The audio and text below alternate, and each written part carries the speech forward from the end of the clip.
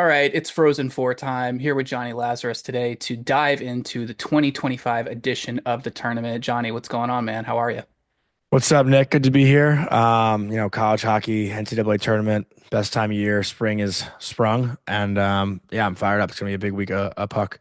Yeah, absolutely. I know we're in the middle of March Madness right now, but to me, this tournament is just so crazy every year when we get the bracket because it's just so loaded. Like, you feel like any of these teams could really just go on a run and beat everyone. And at the same time, then you're looking maybe like one or two games ahead, and you're like, I have no idea if my team could even get past those guys. So, right off the bat, how are you feeling about your boys, the UMass Minutemen, coming into this show? I feel good. Listen, UMass was one of the hottest teams, I think, in the second half of the year. Michael Hrabal, to me, is one of the best goalies in all of college. Cole O'Hara got absolutely, I mean, like, I don't even know what the right word would be because I don't think he got like robbed. I think it's just honestly like unfair. I like any word you can come up with to describe the fact that Cole O'Hara is not in the top 10 Hobey Baker finalist. List is ridiculous. I think he finished third or fourth in points in the country, 51 points. Had a 14 game point streak. Like Coach Carvel came on our show yesterday and spoke about it. Like I don't have to rant about it right now, but he's been one of the best and most consistent players in the country all year long. And the fact that he didn't make the top 10 in the best conference in college hockey to me is ridiculous. But then like guys like Idar Sunyev, freshman on the back end, Francesco Del Elche and Larry Keenan, and junior and Owen Murray, who's been really good. They get Lucas Olvestad back, I think, after he hurt his wrist a few weeks ago. This team's gonna be ready to go, and they haven't seen Minnesota yet this year. I know Minnesota's loaded with talent as well with Renzel and Snuggerud and all these other guys. Oliver Moore, one of the best personalities I think too in hockey. I think he's gonna be a really funny guy when he enters the NHL with Chicago. Um, but listen, man, that Minutemen team, they play hard. And I'm not saying Minnesota doesn't play hard, but it's going to be a much tougher matchup than I think Minnesota might anticipate. Yeah, that's definitely going to be one of the games I've circled from the first round. It almost wouldn't be the Frozen Four without a really good Minnesota team coming in. It just seems like it's death taxes and that every year. So, I Mhm. mean, you nailed it. Those guys are unreal. Snuggerud's unreal. I'm honestly shocked he's not in the NHL right now, but clearly wants to win a ship there for the Gophers. Um, you mentioned Michael Robel. I mean, some of the best goaltending numbers we've seen throughout the country this year. I mean, he played what, like 34 games and was still holding down like a 9.62 save percentage or something Mhm. ridiculous like that. Yeah, I don't know what his numbers are like right now. I don't have them in front of me. But listen, I think he's matured a lot from last year to this year. I mean, he went in as a true freshman, 18 years old. Being a draft pick of Arizona originally, and then they go to Utah. He's now in the Utah system. Beating Canada and back-to-back World Juniors in the quarterfinal, which people forget about too. Like this guy is built for the big moments. And, it doesn't get bigger than this. And, people forget last year, like they took Denver to double overtime. And I thought they were the better team in that game. I thought they were going to win that game. I bet on them in that game. Um, but, I have all the confidence in the world in Michael Hrabal, and Coach Carvel has said it multiple times this year. Like they'll go as far as he takes them. And, if they're going to win this game, if they're going to get to the Frozen Four, it's going to be because of Michael Hrabal. And what do you think is the ceiling for them in this tournament? Are you pretty confident that this is a Frozen Four capable team? I have them in my Frozen Four in my bracket that I made. Nice. I don't have them winning though in the semifinal. Okay. I have them losing to who was the matchup going to be? BC. They did play. So, Yeah. yeah, I have BC coming out on top in that one.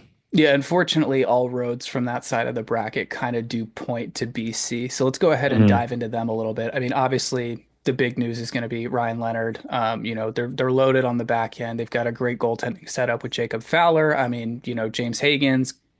What can't you say that's already been said about this team? They're stacked, they're loaded. They were number one pretty much all year.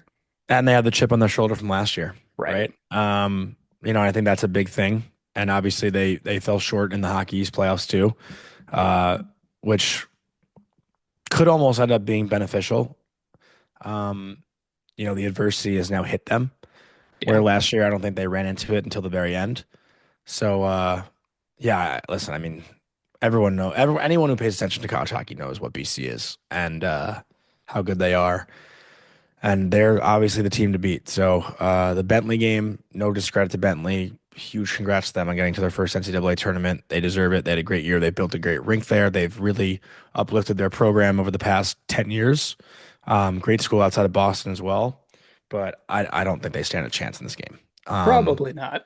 yeah, so it's cool, but yeah, I think this is gonna be like a 7-1, 8-1 kind of final. And then the other game is gonna be a battle between Denver and Providence. So whoever BC does end up playing, not saying they're just gonna roll over Bentley physically. I think Bentley will put up a fight physically. But Providence and Denver, I think, are gonna beat the shit out of each other. So BC will probably get a pretty tired group. Whichever team comes out on top there. Who are you looking at there? I mean, we talked about Denver. I mean, they've won the Yeah. most national championships out of any program. They've got Steve Buium on the back end running things in both directions. So are you Mhm. looking at the Pios getting that one there over Providence? And Jack Devine like leading the country in True. points, right? Like number one scorer in the country. And I think this one is, it's two of the better programs in all of college hockey, but like just based on recency bias and reputation, it's so hard to not pick Denver. Um, and I did pick Denver in this game, but like to me, this is like a coin flip. Right. It's a tough choice, but yeah, I just think Denver has the better top end talent. Um, and that's why I'd go with them. This one. Might be looking at that one to go to OT. I would I don't know bet what just that. happened. Oops, sorry. Sorry. I just had like an ad pop up. Oh, you're good. You Um, said you would pick that game to go overtime? I would bet that one to go to overtime. I would like that as well. Yeah. Right below them in the Fargo side of the bracket, Western Mitch and Minnesota State. How do we feel about that matchup? I feel like that is just one loaded Broncos team this year. Yeah, and it's funny too, actually. I was with one of my good friends, Nicky Rivera, who's a former captain of Minnesota State. We were talking about that matchup last night, and he said, like, what people underestimate about Mankato is that like they're just built of like a bunch of older guys that like really play the game physically. But um, when you look at Western Michigan this year and just honestly, a lot of being really good also has to do with a little bit of luck as well. Like you need things to go your way, and you don't just see that in, um, you know, the NHL. Like you think about all the good teams in the NHL that don't face injury issues in the playoffs that go on to win the Stanley Cup. I look at a guy like Alex Bump, obviously, who's their leading scorer. I believe was Colby. Colby was saying it today on our show, like about him playing in the NHL as soon as the season ends. Obviously he's a sophomore, and maybe that third year could be beneficial for him. But Colby Cohen, who's really dialed into college hockey, my co-host on our show, seems to think that as soon as Western Michigan season ends, Alex Bump will be playing in the NHL. Wow. Yeah, so that is a certainly a I don't know if it's like a strong opinion, but it's a educated opinion. Um, but yeah, I mean, Western is how could you bet against them in that game? Right? I mean, they have Sorry, one of the. I know I kind of got lost in my own thoughts there, but No, you're good. um, you kind of like also think about like where Philly is, and I don't know if they're looking to like rush a guy out of college, but like you know they could use a guy who's had a year like him, even though he's like a fifth round pick and could maybe benefit from one more year. Yeah. I don't know. I always think like, listen, I was never like an NHL prospect or anything, but like I always think that players of this caliber shouldn't rush college. But then again, too, you look at guys like Cole O'Hara, Alex Bump. Um, it's tough to replicate the year they're having again. Right. You know, like O'Hara with 51, Bump with 46 points. Like, it's no guarantee if they come back for their junior year that they'll put up the same amount of points. Like, it's a great year they've had, and they should be able to capitalize on it when it comes to signing a contract. Yeah, absolutely. Might as well go out when you're sort of near the top. I think Hmm. one of the things I really like about this Western team is I think they probably have the best goaltending duo in college hockey. They've got Cam Rowe and Hampton Slukinski, who was the backup to Augustine at the World Juniors for the US team. And both of those guys have played a ton this year. Slukinski's got 21 games under his Hmm. belt. Cam Rowe's got 17. Both have great numbers. I think that's just a great anchor to the back end for that Broncos team. I'm trying to think of any other team that would have as good of a duo. Usually, guys just ride the one starter. Right. Yeah, I can't think of another program that has like a better 1-2 punch. But there are other goalies. Like I think of Arseny Sergeyev with Penn State too has It's a gotten good really one. hot. That's obviously again not a 1A 1B situation. Right. But I watched him play a lot last year at UConn, and he's just been on fire. I think for Penn State, and they're a team that like I have in my Frozen Four. Like they're a team that Wow. shouldn't be slept on. That program to me it was my dream school. Honestly, like when I was in like 11th grade, I visited there and then I ended up just like never really talking to them again because I had a bad game that they came to see me play and I just like never really bounced back from that. Um, but that program I think like deserves, I don't think they've been to a Frozen Four yet. No. So to see them punch their ticket to the first Frozen Four would be pretty cool. Yeah, they had a monster year. Couple series they had against Sparty, they swept them. And then, I mean, obviously Aiden Fink having the Yeah. year he had. I mean, everyone was screaming Hobey Baker there. So, it'd be great to see what he can do in the tournament. They've got a tough one against Maine in the first round. Who do you see Yeah. coming out on top there? Well, I have Penn State. Nice. Maine's really good too, but I don't know if Maine has the offensive firepower that Right. Penn State might have. Obviously they have Alvin Boya in goal, who's been again like one of the best goalies in the entire country. But these one and done games, like you really never know. And I do think Sergeyev can keep up with Boya, and I just think Penn State, when you look at a guy like Fink, just maybe a little bit more offensive talent than than Maine does right now. But that game is again like even that entire bracket in Allentown, like UConn and Quinnipiac, like that game to me is 50-50 also. Um, with how well UConn has played lately, them getting hot down the stretch, like they're a team that I don't think anyone would want to run into as well. Um, but yeah, I mean, I think if there's one like four team bracket or regional to look at that like could be anybody, it's that one. Oh, absolutely. And I mean, UConn first Frozen Four tournament berth ever, right? And they Yeah. also, I mean, them and Bentley set program records with wins this season. So it's been great to see that. Love the in-state rivalry matchup there, just right off the bat in the first round. I think that's so cool. Mhm. Let's go down to Toledo. We'll start with BU and Ohio State. Ohio State's had a pretty good year. I feel like they're kind of flying under the radar a little I bit. haven't watched them play once, so full Okay. full transparency, I actually am like so unfamiliar with their team. They're scrappy, man.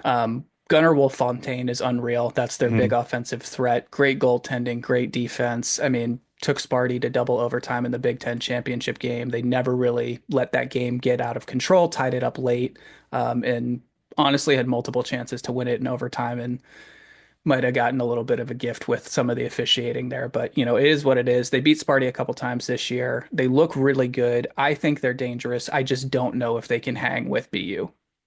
Yeah, I again like I can't really speak on behalf of Ohio State, but Yegorov with BU, like obviously came in hot, one of the better goalies in all of college hockey. I've watched a lot of Cole Hudson.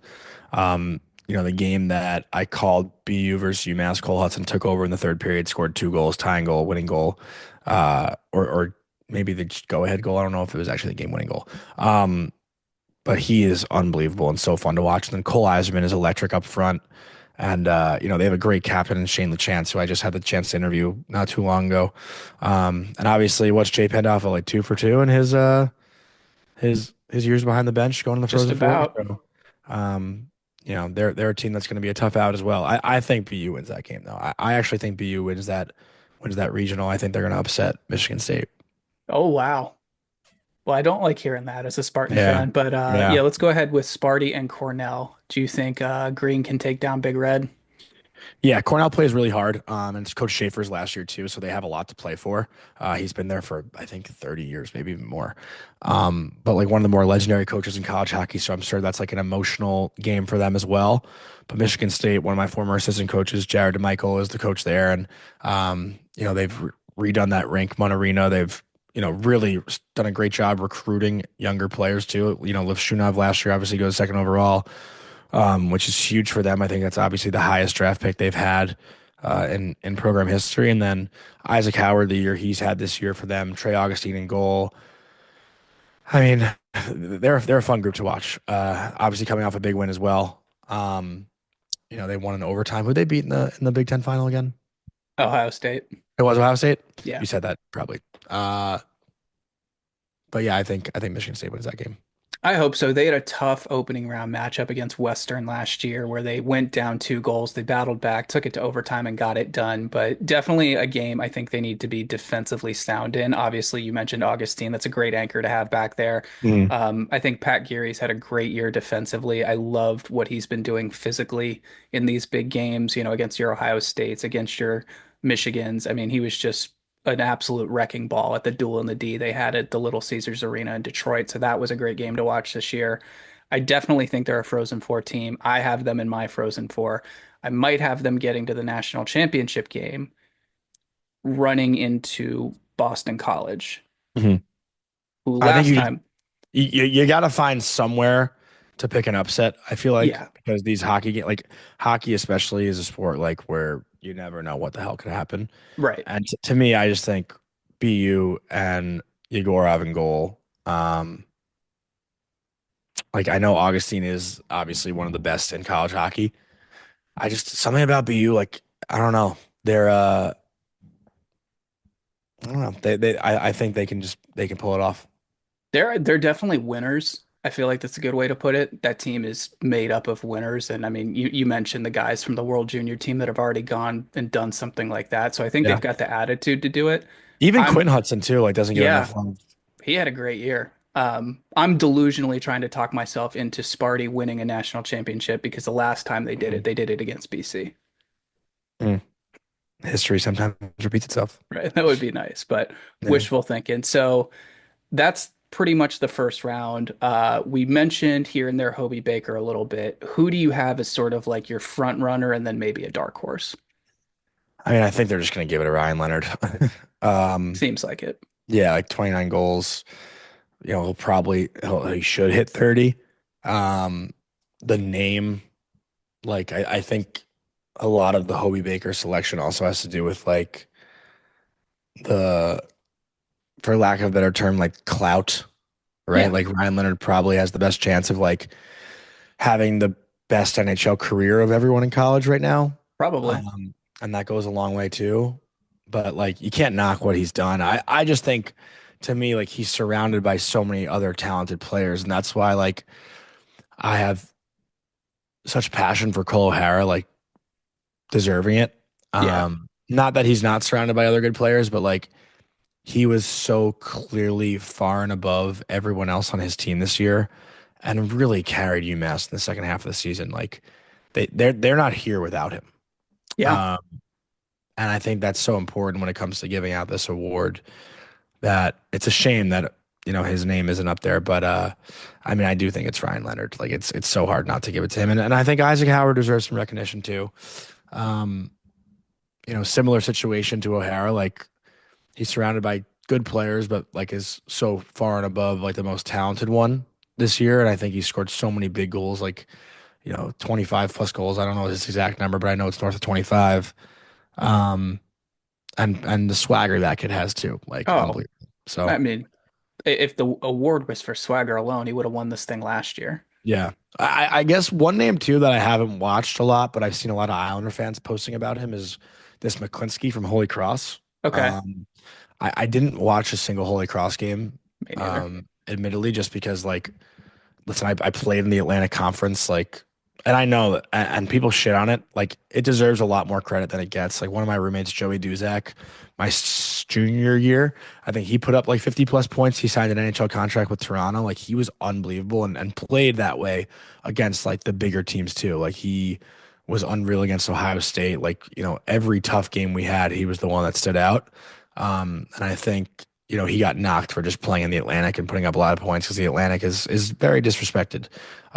So I wanted to give McClinsky like his flowers, but I didn't watch him play, and I haven't watched him play, so I can't like necessarily speak to him as a player. Um, but I think the numbers he's put up is incredibly impressive. I don't think he'll win though, just because of the conference he plays in, which is understandable. But sometimes that does piss me off, like especially because I think I saw he like had the most power play goals in the Yep. country. Is that or tied maybe? Yeah. Um, but like you look at that stat, and then you look at a guy like Cole Eisman who also has I think 10. Um, and it's like you're gonna pick the guy who plays for BU because he plays in Hockey East over the guy who plays for Holy Cross because he plays in the Atlantic. Yeah, that makes sense. I mean, you sort of see it with the Heisman in football too. Like you Yeah. had that running back for Boise State this year who had like 3,000 rushing yards across like I think it was like 10 games or something Mhm. just ridiculous like that. So, um, it definitely kind of matters where you play and where you go, but I agree Yeah. with you that there's definitely conferences out there that deserve more respect than just, Hockey East, Big Ten, that kind of stuff. Respect the Atlantic, There you but go. but we're probably just never going to see a Hobey Baker winner come out of the Atlantic. Like that's just the reality of it. Yeah, I could see that. All right. National championship pick. Who we got? I think I have. I'm just gonna pull up my bracket again. Um, we were robbed of it last year, and I'm probably gonna change it honestly a couple times. But I did put BC over BU because Ooh, I really wanted to see that matchup last year, and we didn't get it. that would be a bloodbath. So I think my frozen four is BU versus Penn State, and then BC versus UMass. Actually, I like that. yeah. I could You? see that happening. I feel like I can't pick against BC to win the whole thing right Yeah. now, and I'm still like interchanging my Frozen Four on like an hourly basis. Yeah, and I will until Thursday. There you go. I mean, yeah, that's Hmm. just smart investing, right? Hmm. All right, man. Well, thank you so much for hopping on. Really appreciate it, and we'll definitely keep an eye out for the Minutemen and the tourney this year. Thank you, Nick. Appreciate it.